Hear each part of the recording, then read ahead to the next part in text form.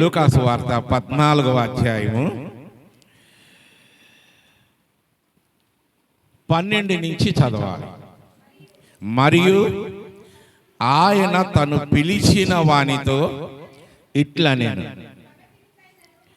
నీవు పగటి విందైనను రాత్రి విందైనను చేయునప్పుడు నీ స్నేహితులైనను నీ సహోదరులైనను నీ బంధువులనైనను ధనవంతులకు నీ పొరుగు వారినైనను పిలవవద్దు.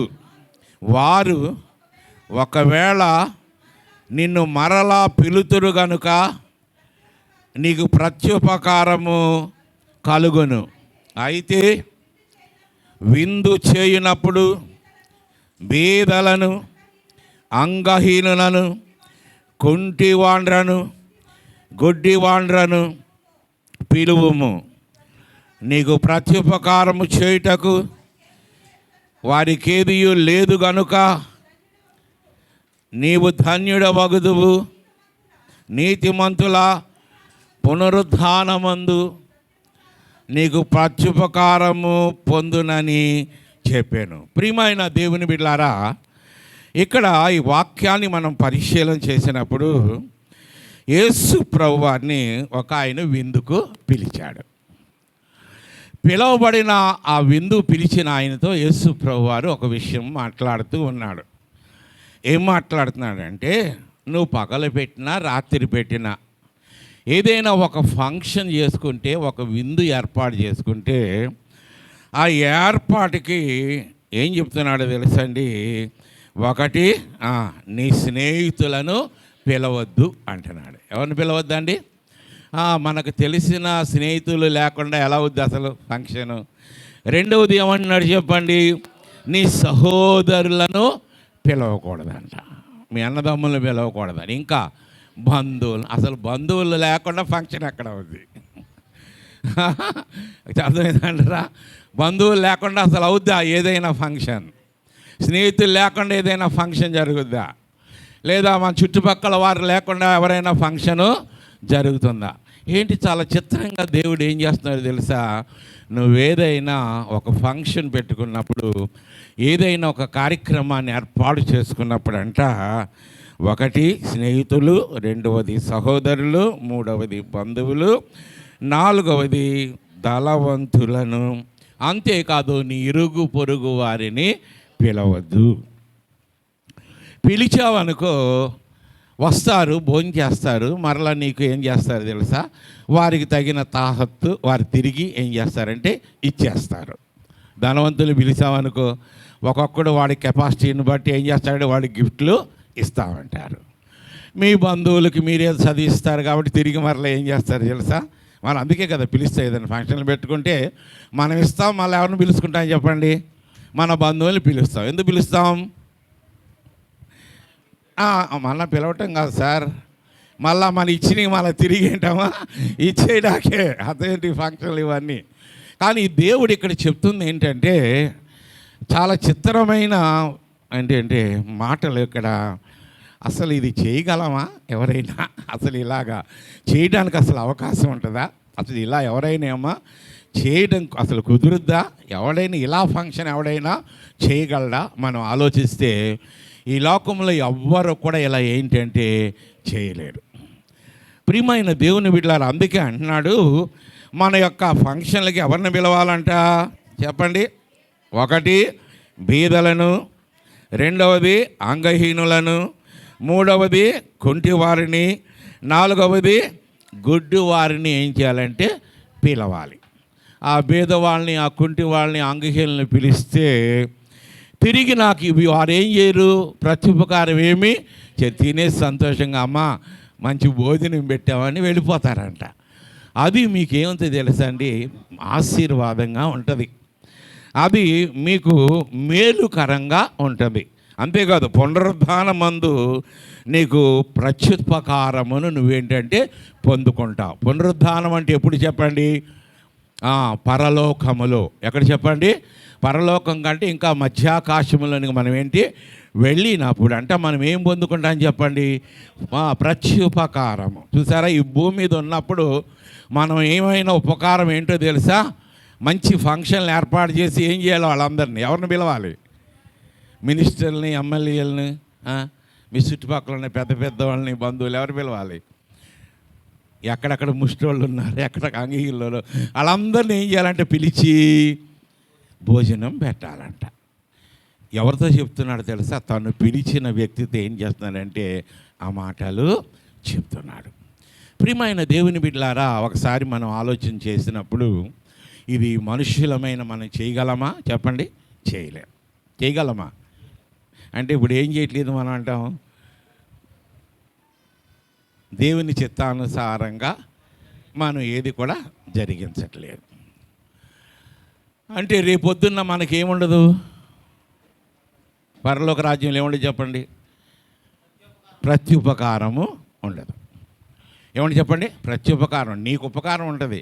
నీ ఫంక్షన్ నువ్వు పిలిస్తే నీకు మేలు, నా ఫంక్షన్ నువ్వు పిలిస్తే నాకేంటంటే మేలు దేవుని. అయితే ప్రియమైన వాళ్ళారా, ఆ ఫంక్షన్లో ఉన్న చాలా మందిలో ఒకడున్నాడు, చాలా మేధావి. అదే ఒక మేధావి ఉన్నాడు. ఆ మేధావి చూడండి ఒక ప్రశ్న వేస్తున్నాడు. చూడండి, నెక్స్ట్ ప్రశ్న చదువుతారా? ఆయనతో కూడా భోజన పంక్తిలో కూర్చుండిన వారిలో ఒకడు ఈ మాటలు విని దేవుని రాజ్యములో భోజనము చేయువాడు ధన్యుడని ఆయనతో చెప్పగా. చూసారా, యేసు ప్రభువారు జాగ్రత్తగా వినాలి. ఇక్కడ మంచి మాటలు. మనం ఎక్కడికి వెళ్ళాడు చెప్పండి? ఫంక్షన్కి వెళ్ళాడు. ఒక ఫంక్షన్కి, ఒక విందుకు వెళ్ళాడు. అక్కడ ఫంక్షన్ అనేకంటే ఏమన్నా చెప్పండి, ఇక్కడ విందు అని. ఒక విందుకు వెళ్ళాడు. ఆ విందులో ఆ వ్యక్తితో మాట్లాడుతూ ఉంటే పక్కనున్న ఇంకొక వ్యక్తి కలగజేసుకుని యేసు ప్రభుతో ఒక మాట చెప్తున్నాడు. ఇక్కడ కాదయ్యా, ఈ భోజనం గురించి నువ్వేదో చెప్తున్నావు, ఇక్కడ ఏం చెప్తున్నావు? బంధువులను పిలవద్దు, స్నేహితుల్ని పిలవద్దు, సహోదరుల్ని పిలవద్దు, చుట్టుపక్కల వాళ్ళని పిలవద్దు, ధనవంతుల్ని పిలవద్దు అన్నావు. నువ్వు ఈ భూ సంబంధమైన భోజనం గురించి మాట్లాడుతున్నావు. కానీ ఆయన అంటున్నాడు కదా, దేవుని రాజ్యంలో ఒక భోజనం ఉంది, ఆ భోజనం చేయవాడు ఏంటంటే ధన్యుడు అని చెప్తున్నాడు. ఎవరితో చెప్తున్నాడు చెప్పండి? భోజనాన్ని సిద్ధపరచడానికి ఎవరైతే ఈ భూమి మీదకి వచ్చాడో, అర్థమైందా? ఆ విందులోనికి ప్రవేశించడానికి ఎవరైతే మార్గాన్ని ఏర్పాటు చేయడానికి ఈ లోకానికి దేవుడు మానవుడిగా వచ్చాడో అతడు దేవుడని ఏంటండి ఆయన ఆ మార్గాన్ని ఏర్పాటు చేస్తాకు వచ్చాడని విషయాన్ని గ్రహించక ఇతడు ఏం చేస్తున్నాడు తెలుసా? ఈ భోజనం కాదయ్యా, ఇంకొక చోట ఏముందో తెలుసా? ఆ భోజనం ఉంది, అక్కడ ఉన్నవాడు ఏంటంటే ధన్యుడు అని చెప్తున్నాడు. అందరూ దేవుని స్తోత్రం చెల్లిద్దాం. ఎవరితో చెప్తున్నాడు చెప్పండి? యేసు ప్రభుతో చెప్తున్నాడు. ఎవరు చెప్తున్నాడు? ఆ విందులో వచ్చిన ఒకడు. అంటే వాడికి ఏం తెలుసు? దైవ ధర్మశాస్త్రం తెలుసు, రేపొద్దున దేవుని రాజ్యంలో ఉంటామని అతనికి తెలుసు. అక్కడ దేవుడు ఏం చేస్తాడు చెప్పండి? ఒక విందుని ఏర్పాటు చేస్తాడని తెలుసు. ఈయన అనుకుంటున్నాడు అక్కడ ఉన్నవాడు చాలా మేధావి, చాలా అన్నీ తెలిసినోడు అనుకుని నువ్వు భూ సంబంధమైన విషయాల గురించి మాట్లాడతావేంటయ్యా? అది కాదు, ఇంకొకటి ఉంది. ఏంటో తెలుసా? పరలోకంలో ఒక భోజనం ఒకటి ఉంది, ఒక విందు ఉంది. ఆ విందులో పాలు పొందులు పొందేవాడే ధన్యుడు అని దేవునికి తిరిగి అతడు ఏంటంటే సమాధానం చెప్పినట్లుగా దేవుని గ్రంథంలో మనం చూస్తున్నాం. దేవుని స్తోత్రం. గట్టిగా స్తోత్రలేదామా? అప్పుడే దేవుడు ఏం చెప్పాడని చెప్పాను? ఒక ఉపమానాన్ని చెప్పాడు. ఏం చెప్పాడు? గబగబా చదివేసి వేరే సబ్జెక్టులకు వెళ్ళిపోదాం. ఆయన అతనితో ఇట్లా, నేను ఒక మనుష్యుడు గొప్ప విందు చేయించి అనేకులను పిలిచెను. విందు కాలమందు అతడు రండని పిలువబడిన వారితో చెప్పుటకు తన దాసుని పంపెను. అయితే వారందరూ ఏక మనస్సుతో నెపములు చెప్పసాగిరి. మొదటివాడు నేను ఒక పొలము కొని ఉన్నాను, అవశ్యముగా వెళ్ళి దానిని చూడవలను, నన్ను క్షమింపవలనని నేను వేడుకొనుచున్నాను. నేను మరి ఒకడు, నేను 5 జట్ల ఎడ్లను కొని ఉన్నాను, వారిని పరీక్షింపవలని నన్ను క్షమింపవలనని వేడుకొనుచున్నాను. నేను మరి ఒకడు, నేను ఒక స్త్రీని వివాహం చేసుకున్నాను, అందుచేత నేను రాలేనా. నేను అప్పుడు ఆ దాసుడు తిరిగి వచ్చి ఈ మాటలు తన యజమానికి తెలియజేయగా ఆ ఇంటి యజమానుడు కోపం వచ్చిందండి. దేవునికి అందరూ ఒకసారి స్తోత్రం చెల్లిద్దాం. ప్రియమైన వాళ్ళారా, ఇక్కడ మరలా యేసు ప్రభు వారు ఇంకొక ఉపమానం చెప్తున్నాడు. ఎవరికి చెప్తున్నాడు చెప్పండి? ఎవరైతే యేసు ప్రభువుకి ఒక ప్రశ్న వేశాడో అతనికి తిరిగి మరలా ఇతను ఏం చేస్తాడంటే ఒక ఉపమానాన్ని చెప్తున్నాడు. ఏం చెప్పాడంటే, విందు కాలమందు అతడు ఇప్పుడు సిద్ధమైంది రండి అని పిలువబడిన వారితో చెప్పుటకు తన దాసుని పంపెను. అంక నేను చెప్పాలంటే ఈ పిలువబడిన వాళ్ళు ఈడు ఉన్నాడు అనుకుందాం. ఎవరు? మరి అంతే కదా, అంతే. లేకపోతే ఆడు ఎలా చెప్తాడు దేని గురించి? పరలోకంలో మనకేంటంటే అది కదా ప్రాముఖ్యం. నువ్వు ఇది మాట్లాడుతున్నావు ఏంటంటే అది తెలిసిన వాడే. అలాంటి విందు కాలం అంటే దేవుని రాకడ సమీపిస్తున్న కాలం మనకు తెలుసని చెప్పాను. మనందరూ విందుకు పిలువబడిన వారము, కానీ మనందరినీ రమ్మని చెప్పాడని చెప్పి ప్రియమైన వాళ్ళారా, ఇక్కడ దేవుడు ఏంటంటే ఒక ఉపమానం చెప్తే ముగ్గురు వన్నెస్, ఒకే రకమైన ఏంటి చెప్పండి, సాకులు అంటే ముగ్గురులో ఐక్యత, ఒకే రకమైన ఐక్యత ఉండి సాకులు చెప్పారు. ఏం చెప్పారు చెప్పండి?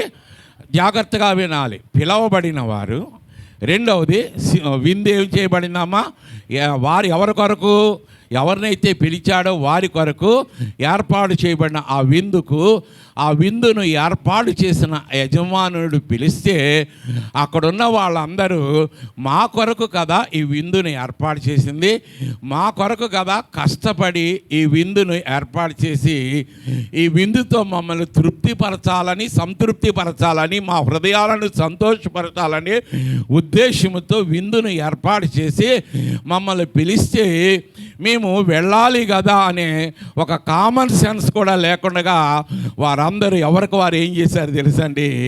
నెపాలు చెప్పినట్లుగా దేవుని గ్రంథంలో మనం చూస్తున్నాం. దేవుని స్తోత్రం. దేవుని బిడ్డలారా, ఒకళ్ళు ఏం చెప్పారు? మొట్టమొదటి వ్యక్తి, పొలము కొన్నాను, దాన్ని చూడ్డానికి నేను వెళ్ళాను. పొలం కొనే ముందు చూసుకుని కొంటారా, కొనేసాక చూస్తాక వెళ్తారా?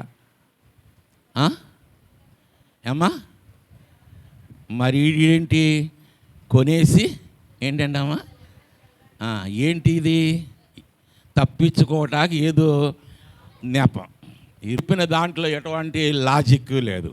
రెండవది 5 జతల ఎడ్లు కొన్నాడంట. కొన్నాక పరీక్షిస్తారా, పరీక్షించుకుంటారా? కానీ కొన్నాక ఇప్పుడు ఏం చేస్తానన్నాడు? దేని కొరకు చెప్పండి? రేపం, ఏదో సాకు. ఇది కూడా సరైంది కాదు. ఇంకొకటి ఏంటి, నాకు పెళ్ళయింది, నేను రాలేను. కానీ ఒకప్పుడు ఒంటిగా అని చెప్పాను. మనం ఒక్కడే ఉన్నప్పుడు ప్రియమైన వాళ్ళరా ఒకవేళ ఇన్విటేషన్ ఇచ్చి ఉంటాడు. అంటే రక్షణ పొందినప్పుడు నీకేమీ లేదు. ఒకవేళ వివాహం అయ్యే ఉండకపోవచ్చు, వివాహం అయింది, భార్య నువ్వు కలిసి ఎక్కడికి రావాలి? ఆ విందులోనికి రావాలి. కానీ నువ్వు నా భార్యని ఇచ్చావు కాబట్టి నేను ఎక్కడ రాలేను తెలుసా? భార్యను బట్టి లేదా భర్తను బట్టి, పిల్లలను బట్టి లేదా దాన్ని బట్టి దీన్ని బట్టి రకరకాల నెపాలతో దేవుని ప్రజలమైన మనము దేవుని సన్నిధికి రావలసిన రీతిగా మనం రాలేకపోతున్నాం. రోగం వచ్చి మంచం మీద ఉండి లెగలేకపోతే తప్ప, నీవు నడగలిగే శక్తి ఉండి నీవు బలం ఉంటే కంపల్సరిగా ఏం చేయాలని చెప్పండి మనము ఎట్టి పరిస్థితుల్లో కూడా దేవుని సన్నిధికి మనం ఏం చేయాలంటే రావాలి దానికి చిన్న చిన్న వాళ్ళు వచ్చారు వీళ్ళు వచ్చారు, నాకు పని అవ్వలేదు, ఇది అవ్వలేదు, నాకు కుదరదు, నీకు ఇది ఇది ఇది ఇది ఇలా సాకులు చెప్పే వాళ్ళందరినీ చూస్తే దేవునికి ఏమవుతుందో తెలుసా అండి? కోపం వస్తుంది. దేవునికి గట్టిగా స్తోత్రం చేయలేదా? హల్లెలూయా. కోపం వచ్చి అన్నాడు, ఈ పిలిచిన వాళ్ళందరినీ పక్కకు పెట్టి వెళ్ళి బయటికి వెళ్ళి కుంటోళ్ళని గుడ్డోళ్ళని ఎవడైతే ఉన్నాడో వాళ్ళందరినీ నేను పిలిచిన విందుకు ఏం చేయాలంటే తీసుకురా. ఎందుకో తెలుసా? వీళ్ళ కొరకు ఏర్పాటు చేస్తే వీళ్ళు ఏం చేశారంటే నేనంటే రెస్పెక్ట్ లేదు, నేను వారికి ఇవ్వాలనుకున్న ఏంటంటే ఆ రుచికరమైన తృప్తిపరిచే ఆ విందును వారు పొందడానికి ఇష్టపడలేదని దేవుడు వారికి ఏమొచ్చిందంటే వాని మీద కోపం వచ్చింది. దేవుని స్తోత్రం. గట్టిగా స్తోత్రలేదామా? ఇలా సాకులు చెప్పేవాళ్ళంటే దేవునికి ఏమొస్తుంది తెలుసా? కాబట్టి మీరేం చెప్పకూడదు, ఎప్పుడు ఏం చెప్పకూడదు? సాకులు చెప్పకూడదు. మీరు చెప్పే సాకు ఎలా ఉండాలి? దేవుని అది అక్కడ ఉన్నాడు కదా, నువ్వేం చెప్తున్నావో అది ఏంటో నాకు నిజం తెలుసో తెలియదు పక్కన పెడదాం. ఎవరు చూస్తున్నారు? దేవుడు చూస్తున్నాడు. కాబట్టి నేను చూడట్లేదు, ఎవరు చూస్తున్నారు సార్? దేవుడు చూస్తున్నాడు. కాబట్టి దేవుడు చూస్తున్నాడనే స్పృహతో దేవుని ప్రజలమైన మనం, ఇది వాక్యం కాబట్టి దేవుని ప్రజలమైన మన అందరం కూడా ఏం చేయాలి తెలుసండి? ఆయనకి కోపము రేపేవారుగా మనం ఏంటంటే ఉండకూడదు. అంతే. 4వ వచనం చదవండి. ఏలయనగా పిలవబడిన ఆ మనుష్యులలో ఒక్కడును నా విందు ఇక్కడున్నోళ్ళు ఒక్కడ కూడా వెళ్ళాలంటున్నాడు. ఎక్కడికి? పరలోక రాజ్యం. అదేంటి?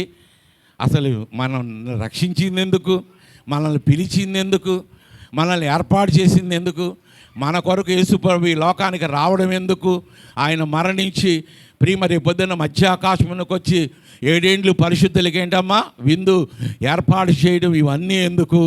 ప్రియమైన వాళ్ళరా, మరి పిలువబడిన మనము, రక్షించబడిన మనము, ఏర్పాటు చేయబడిన ఒక్కడు కూడా ఆ విందులో ఏం చేయడంటే ఎందుకు పాల్గొనడో తెలుసా?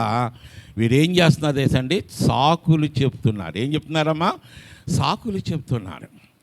ఈ భూ సంబంధమైన విషయాలకు అటాచ్మెంట్ అయిపోయి, ఈ భూ సంబంధమైన విషయాలకు వారు అందరూ కూడా ఏంటంటే ఇదైపోయి సాకులు చెప్పడం మొదలుపెట్టారు. ఈరోజు నేను చెప్పాలనుకున్నది ఏంటంటే దేవునికి ఏమి రాకూడదు? కోపము రాకూడదు. ఏమి రాకూడదు చెప్పండి? కోపము రాకూడదు. నిర్గమాకాండము 23వ అధ్యాయము 21, 22 వచనాలు చదువుకుందాం.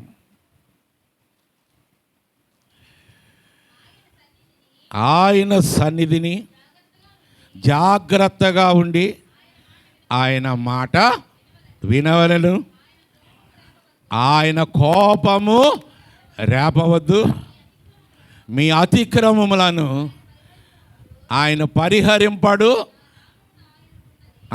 పరిహరింపడను నామము ఆయనకు ఉన్నది.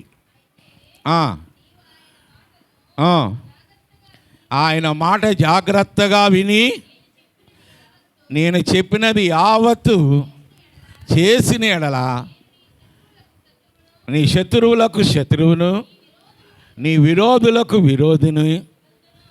చాలండి. ప్రియమైన వాళ్ళారా, ఇక్కడ దేవుని వాక్యాన్ని మనం పరిశీలన చేసినప్పుడు ఆయన మాట ఎలా వినాలంట? జాగ్రత్తగా వినాలి. ఎలా వినాలి చెప్పండి? జాగ్రత్తగా విని ఏం చేయాలి? ఏముందమ్మా మొట్టమొదటి చదివినప్పుడు మాట వినవలెను, ఆయనకి ఏం రేపకూడదు, జాగ్రత్తగా వినకపోయినా దేవునికి ఏమొస్తుందో తెలుసా అండి? కోపం. ఆయన మన పాపాలు ఏం చేయడంట? పరిహరింపడు. అంటే గ్యారంటీకి నీకేముంటుంది? తర్వాత ముందు ఇక్కడ పనిష్మెంట్ ఉంటుంది. ఏముంటుంది ఇక్కడమ్మా? పనిష్మెంట్ ఉంటుంది. కాబట్టి దేవుని ప్రజలమైన మనము దేవుని మాట చాలా జాగ్రత్తగా ఏం చేయాలంటే వినాలి. ఆమేన్. దేవుని స్తోత్రం కలుగును గాక. వినకపోతే ఆయనకి ఏమొస్తుంది చెప్పండి? కోపం వస్తుంది. అందుకే యేసు ఇక్కడ ఆ విందు యజమాని కూడా ఏం చేశాడు? తన దాసును పంపించి రమ్మని పిలిస్తే వాళ్ళందరూ కూడా ఏం చేయలేదమ్మా? ఆయన మాట వినలేదు. అందుకే వారి మీద దేవుని కోపం ఏంటంటే వచ్చి వారందరినీ పక్కకి ఏంటంటే తోసివేసినట్లుగా దేవుని యొక్క గ్రంథములో మనం చూస్తున్నాం. దేవుని స్తోత్రం. చూడండి, సంఖ్యాకాండము 11వ అధ్యాయము 1 నుంచి చదవండి. జనులు ఆయాసమును గూర్చి సణుగుచుండగా అది యెహోవాకు వినబడెను. యెహోవా దానిని వినునప్పుడు ఆయన కోపము రగులుకొనెను. యెహోవా అగ్ని వారిలో రగులుకొని ఆ పాళెంలో దహింపసాగెను. జనులు మోషేకు మొరపెట్టగా మోషే యెహోవాను వేడుకొనినప్పుడు అగ్ని చల్లారెను. యెహోవా అగ్ని వారిలో రగులుకొనందున ఆ చోటికి తబేరా అని పేరు పెట్టబడింది. ఇంకా వారి మధ్యన మిశ్రమిత జనము మాంసాపేక్షము అధికము కనపరచగా ఇశ్రాయేలీయులు మరలా ఏడ్చి మాకెవరు మాంసము పెట్టెదరు, ఐగుప్తులో ఉచితముగా తినిన చేపలను, కీరగాయలను, దోసకాయలను, ఉల్లిపాయలను, తెల్లగడ్డలను జ్ఞాపకమునకు వచ్చుచున్నవి. ఇవి మా ప్రాణమును సొమసిలెను. ఈ మన్నా కాక మా కన్నుల ఎదుట ఏది లేదని చెప్పుకొనిది. ఆ మన్నా కొత్తిమీర గింజ వలె ఉండెను. చూచునకు అది జనులు తినుచు దానిని కూర్చుకొని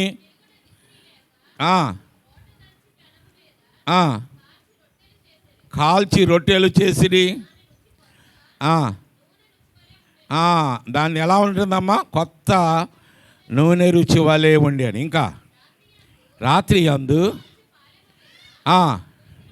పుడిచినప్పుడు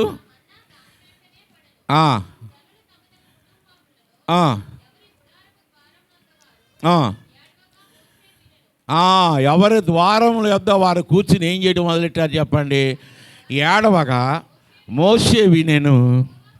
యెహోవా కోపము వారి మీద బహుగా రగులుకొనెను. జాగ్రత్తగా విందాం. ఈ చదివిన భాగం అంతట్లో 2 సార్లు ఏడ్చారు. దేని కొరకు ఏడ్చారు చెప్పండి? వీళ్ళు భోజనం కోసం, ఇంకేంటమ్మా మాంసం కోసం, కీరగాయల కోసం, ఇంకేంటంటే ఉల్లిపాయల కోసం, ఊరగడ్డల కోసం, వాటి కోసం, వీటి కోసం ఏంటంటే ఏడుస్తూ, అక్కడ ఉన్నప్పుడు అన్నీ ఫ్రీగా తిన్నాం కానీ ఇక్కడ ఏదో ఇదొక్కడ తప్ప, ఏది వాక్యానుసారమైన జీవితం తప్ప ఇంకా లోకంలో ఏది వద్దంటున్నాడు ఏంట్రా బాబు అన్నట్లుగా సణుక్కుంటూ, మాకు ఇది కాదు బాబు, వీటితో పాటు ఇంకా అవి కూడా కావాలని ఏంటంటే ఏడుస్తుంటే దేవునికి ఏమొచ్చింది తెలుసండి? కోపం వచ్చి రగులుకుందంట. రగులుకొని మీకు తెలుసు ప్రియమైన వాళ్ళ చదవద్దు కానీ ఆయన పూరేళ్ళను పంపిస్తాడు. అవి ఏం చేశారు చెప్పండి? తింటూ ఉండగానే వారి నోట పురుగులు బట్టి టపటపమని ఏంటంటే చచ్చిపోయారు. దేవుని కోపం ఒక్కొక్కసారి మనం ఏమొస్తుంది, మన జీవితాలు ప్రాణాంతకం కూడా ఏంటంటే అవ్వచ్చు. దేవుని స్తోత్రం కలుగును గాక. అందరూ ఒకసారి గట్టిగా స్తోత్రం చెల్లిద్దాం. హల్లెలూయా.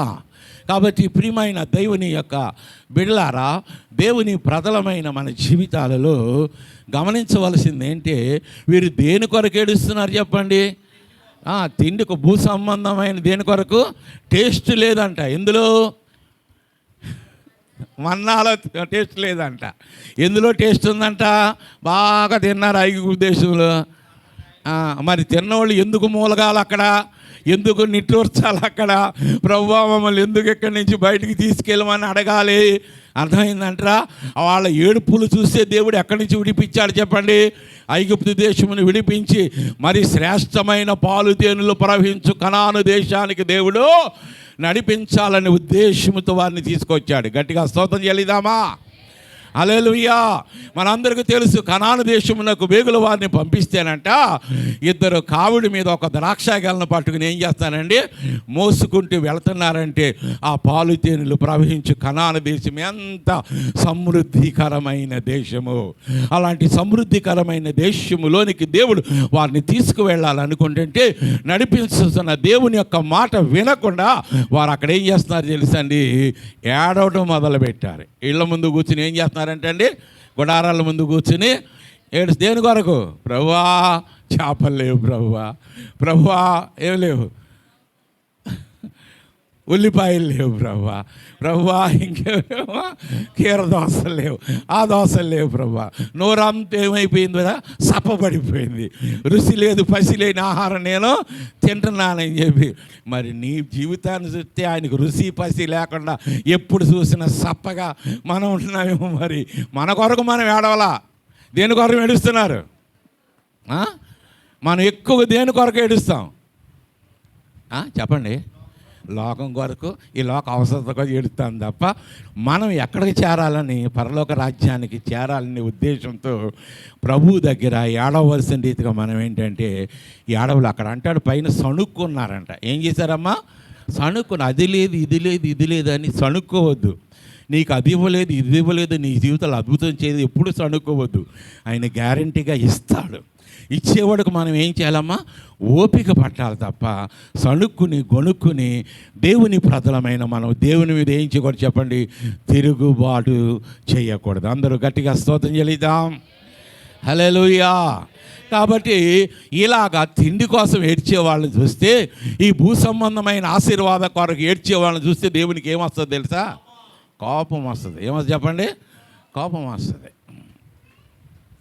వాళ్ళు తిండే వాళ్ళ జీవితానికి ఏం కలగజేసినాయి? వినాశనాన్ని. అంతే కదా, వినాశనాన్ని. జాగ్రత్త, నీ ధనమే నిన్ను ఒకసారి ఏం చేస్తుంది తెలుసా? నాశనము చేయొచ్చు కదండి. గట్టిగా అందరూ ఎక్కడికి వెళ్ళాలి? పరలోకం వెళ్ళాలా వద్దా? రెండవది, దేవుడు మీ జీవితంలో అనేకమైన వాగ్దానాలు కూడా ఏం చేయబడాలి? నెరవేర్చబడాలా వద్దా? చేయాలా వద్దా? ఎంతమంది కావాలి దేవుని కార్యాలు? అవ్వా, అందరికీ కావాలి. నిజమే, వద్దన్న వాళ్ళు ఎవ్వరూ ఉండవు. సంఖ్యాకాండము 32వ అధ్యాయము 10 నుంచి చదవండి.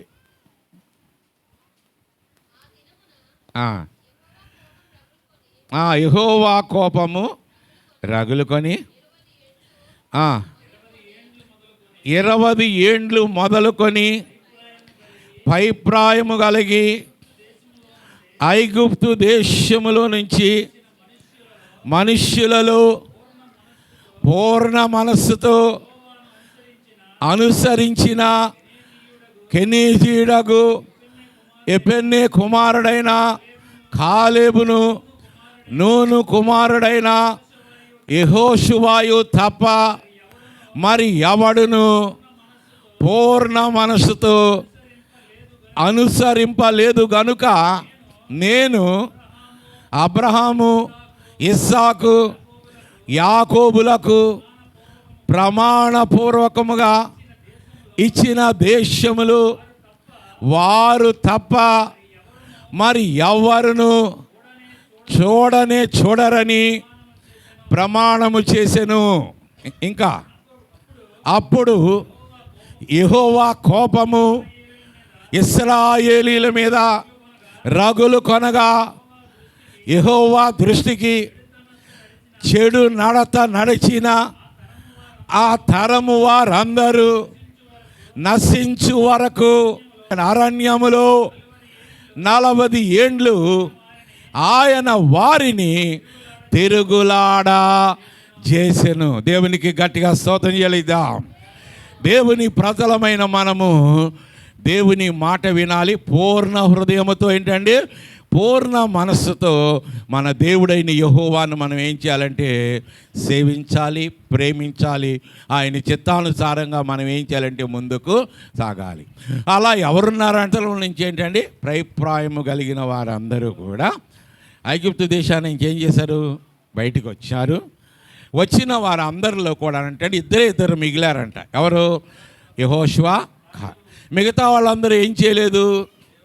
దేవుడు చెప్పిన ప్రకారముగా జీవించక చెడు నడతను ఏం చేయలేదంటమా, మానలేదంట. ఏం చేయలేదు చెప్పండి? దేవుణ్ణి పూర్ణ హృదయంతో పూర్ణ మనసుతో ఏం చేయలేదు చెప్పండి? ఆయన్ని సేవించలా. ఏం చెప్పుంటారు? వాళ్ళలాగా సాకులు చెప్పారు. ఎవరు చెప్పినట్టు? ముగ్గురు ఉన్నారే. ఒకడు పొలం కొన్నాడు, ఇంకోడు ఎడ్లు కొన్నాడు, ఇంకోటి పెళ్లి చేసుకున్నాడు. ముగ్గురు ఎలాంటి వాళ్ళో తెలుసండి? సాకులు చెప్పేవాళ్ళే తప్ప హృదయపూర్వకంగా పూర్ణ హృదయంతో దేవుని సేవించి దేవుని ప్రేమించే అనుభవాలు వారికి ఏంటంటే లేవు. అలాగే ఇక్కడ అన్నాడు కదా, ఒక యెహోషువ కాలేబులు తప్ప ఎవ్వరు కూడా నన్ను ఏంటంటే నేను చెప్పిన మాట వినలేదు, నేను చెప్పినట్లు జీవించలేదు. వారు చెడు నడతలే నడిచారు తప్ప వారు ఏం చేశారో తెలుసా? నేను చెప్పినట్లుగా నడవలేదు. అందుకని వారిలో ఒక్కడును ఎక్కడికి వెళ్ళడంట? ఎక్కడ వెళ్ళండి? అబ్రహాముకు, ఇస్సాకుకు, యాకోబుకు చేసిన వాగ్దాన భూమి అయిన కనాను దేశములోనికి చూడరు. అంటే వాగ్దానం, అది వాగ్దానమా కాదా? ఆ వాగ్దానాన్ని ఎవరు ఏం చేయరంట? చూడరు. స్వతంత్రించుకో అసలు చూడరంట. 40 ఏండ్లు తిరగలాడటమే. వాగ్దానాలు 31వ తారీఖున మనం చాలామంది వాగ్దానాలు తీసుకుంటాం. అంతేకాదు ఈ బైబిల్లో కూడా ఎన్నో వాగ్దానాలు ఏంటమ్మా దేవుడు మన కొరకు ఏర్పాటు చేశాడు. అంతకంటే శాశ్వతమైన ఒక రాజ్యం ఉంది. ఏముంది? అప్పుడే పరలోక రాజ్యం. దేనిని మనం ఏం చేసే స్వతంత్రించుకోలేము. ఎందుకు చెప్పండి? దేవుని కోపాన్ని మనం ఏం చేయకూడదండి? రేపకూడదు. దేవుని మాట జాగ్రత్తగా ఏం చేయాలి? మనము వినాలి. పూర్ణ హృదయంతో పూర్ణ మనస్సుతో మన అందరం కూడా ఆయన చెప్పిన ప్రకారంగా జీవించాలి. రైట్. కీర్తనాకారుడే అసలు 6వ అధ్యాయం అనుకుంటా, 1 నుంచి చదవండి. యెహోవా నీ కోపము చేత నన్ను గద్దింపకము, నీ ఉగ్రతతో నన్ను శిక్షింపకము. యెహోవా నేను కృషించి ఉన్నాను, నన్ను కరుణించుము. యెహోవా నా ఎముకలు అదురుచున్నవి, నన్ను బాగు చేయుము. నా ప్రాణము బహుగా అదురుచున్నది. యెహోవా నువ్వెంతవరకు కరుణింపకయుందువు? యెహోవా తిరిగి రమ్ము, నన్ను విడిపింపుము. నీ కృపను బట్టి నన్ను ఏం చేయాలంటే రక్షించు. చూసారా, దేవుని యొక్క కోపము చేత నన్ను నీవు గద్దించొద్దయ్యా. నీ ఉగ్రతతో నన్ను ఏంటంటే నేనైపోయింది తెలుసా? కృషించి ఉన్నాను, నన్ను కరికరించు. నా ఎముకలన్నీ అవుతున్నాయి తెలుసా? అది నా ప్రాణము బహుగా ఏం కొట్టుకుంటుందంట? గుండె ఎప్పుడు చూసినా దడ దడ దడ దడ దడ దడమని కొట్టుకుంటుందంట. అంటే ఏమి లేదు హృదయంలో? పీస్ లేదు. ఏం లేదు చెప్పండి అమ్మా? ఏం లేదు. ప్రతి దానికి ఏదో అయిపోతుందంట గుండె దాడ. అర్థం ఏంటంటారా? దీని అంతటికి కారణం ఏంటో తెలుసా? ఎక్కడో మనం ఇంకా దేవుని మాట ఏంటండి వింటల్లా. దేవుడే మనకి అనుమతిని ఇస్తాడు, గుర్తుంచుకోవాలి. గట్టి హెబ్రీయులకు రాసిన పత్రిక 3వ అధ్యాయము 16 నుంచి చదవండి. విని కోపము పుట్టించిన వారెవరు? మోడచే చేత నడిపింపబడి వారే కదా. ఎవరి మీద 40 ఏండ్లు ఆయన కోపగించాను?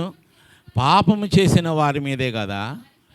వారి శవములు అరణ్యములో రాలిపోయాను. తన విశ్రాంతిలో ప్రవేశింపరని ఎవరిని గూర్చి ప్రమాణం చేశాను?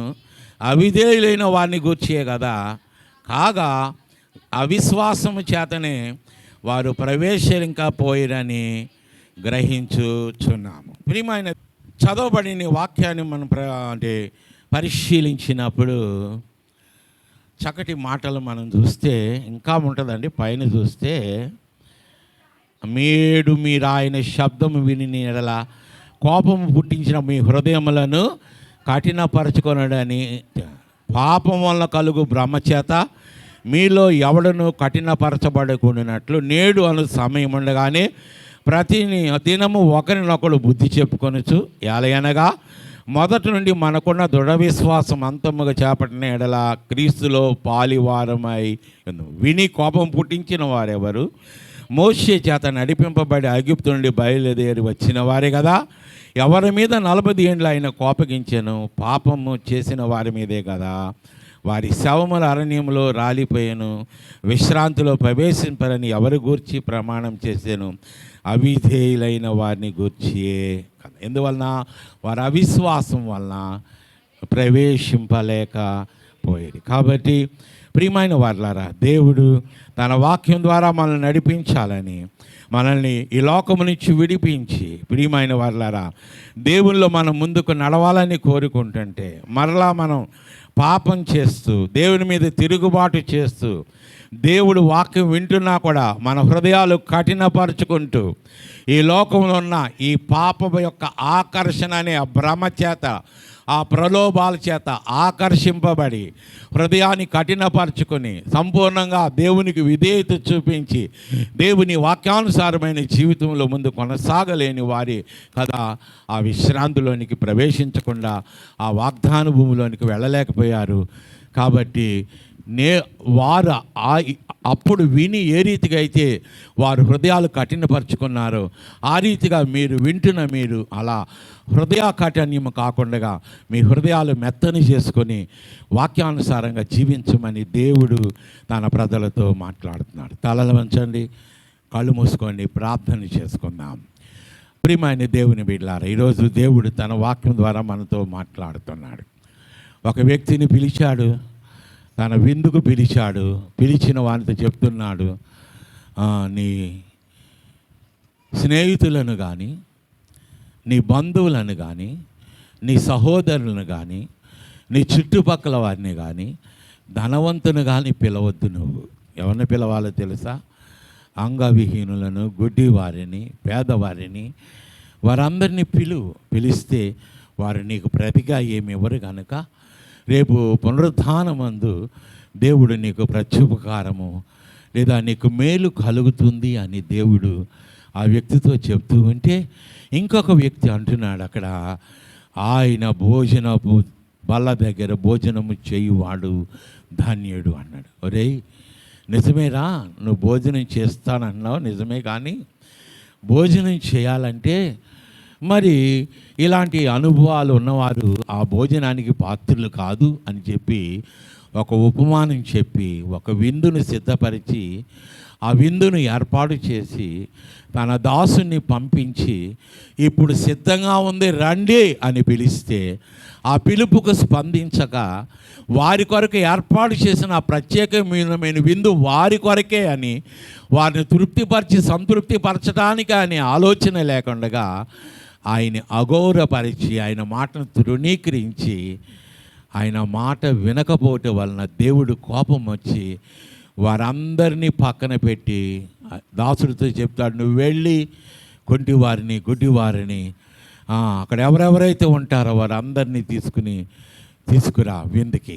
తీసుకురాగానే ఇంకా కొంతమంది మిగిలిపోరయ్యా, అయ్యా రాజమార్గంలోకి వెళ్ళు, ముళ్ళ కంచెల మార్గంలోనికి వెళ్ళి బలవంతము చేసైనా తీసుకురా వాళ్ళందరినీ. ఎందుకంటే ఇక్కడున్న ఒక్కడు కూడా నా విందును రుచి చూడాడు. నేను కష్టపడి వీరిని పిలిచి వీరందరి కొరకు నేను ఒక విందును ఏర్పాటు చేసి సిద్ధపరిచి నేను వారందరినీ సంతృప్తిపరిచి సంతోషపరిచి వారిని నేను ఆనందముతో సంతోషంతో నింపాలని ఉద్దేశంతో నేను ఒక విందుని ఏర్పాటు చేస్తే ఆ విందులో ఉన్న ఆ ఉద్దేశాన్ని గ్రహించక ఎవరికి వారు లేనిపోని సాకులు చెబుతూ నా చిత్తాన్ని గ్రహించక నా మాటకు లోబడక రావట్లేదని ఏ రీతిగా ప్రియమైన వల్ల మరి అలాంటి పరిస్థితుల్లో నువ్వు ఉన్నావేమో నాకు తెలియదు, కానీ అలా తప్పించుకు తిరుగుతున్నావేమో నాకు తెలియదు, కానీ సంఘ ఆదివారం కనిపించట్లా, శనివారం కనిపించవు, గృహకూటాల్లో కనిపించం, మనం చాలా విషయాల్లో కనిపించం. అంతేకాదు దేవుడు నిన్ను చూసినప్పుడు దేవునికి నీవు ఆయనకి ఇష్టమైన రీతిగా నువ్వు కనిపిస్తున్నావో లేదో, ఆయనకి నచ్చినట్లుగా నువ్వు జీవిస్తున్నావో లేదో, హృదయపూర్వకంగా ఆయన ప్రేమిస్తున్నావో లేదో, నీలో ఉన్న ఇంకా చెడుని తీసివేసావో లేదో అది నీకు దేవునికి తెలుసు కనుక ఈరోజు మరి దేవుడు మాట్లాడుతుండగా ఎలా ఉన్నా ఒకసారి పరిశీలన చేసుకో. ప్రభువా, నన్ను క్షమించు ప్రభువా, నాయన నన్ను మన్నించండి ప్రభువా. ఇంకా నేను చెడు నడతను మానక, ఇంకా హృదయపూర్వకంగా నాయన నేను ప్రేమించవలసిన రీతిగా నేను ప్రేమించక, కాలేబు యెహోషువల వలె ప్రభా పూర్ణ హృదయంతో ప్రభా నా పూర్ణ మనసుతో మిమ్మల్ని అనుసరించలేని పరిస్థితుల్లో ఇంకా నేను తిరుగులాడుతున్నాను అటు ఇటు ప్రభా. అరణ్యంలో తిరుగులాడినట్లుగా ప్రభా ఇంకా తిరుగులాడుతూనే ఉన్నాను తప్ప ఇంకా ప్రభు ఆ వాగ్దానాన్ని నేను చూడలేని పరిస్థితుల్లో ఉన్నాను.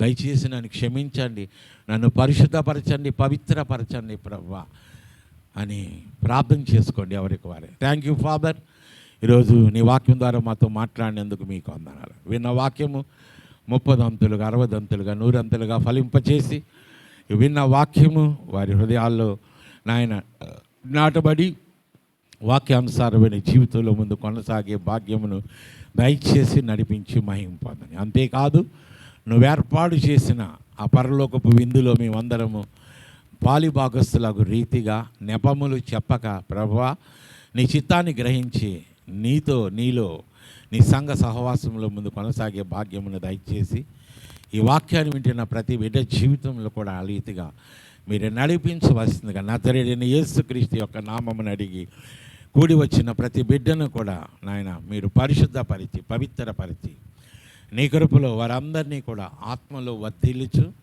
అన్ని విషయాలలో సుఖముగా సౌఖ్యముగా నీ నామములో ముందు కొనసాగే భాగ్యము దయచేయవలసిందిగా నజరేయుడైన యేసుక్రీస్తు నామమును అడిగి వేడుకొనుచున్నాము తండ్రి, ఆమేన్.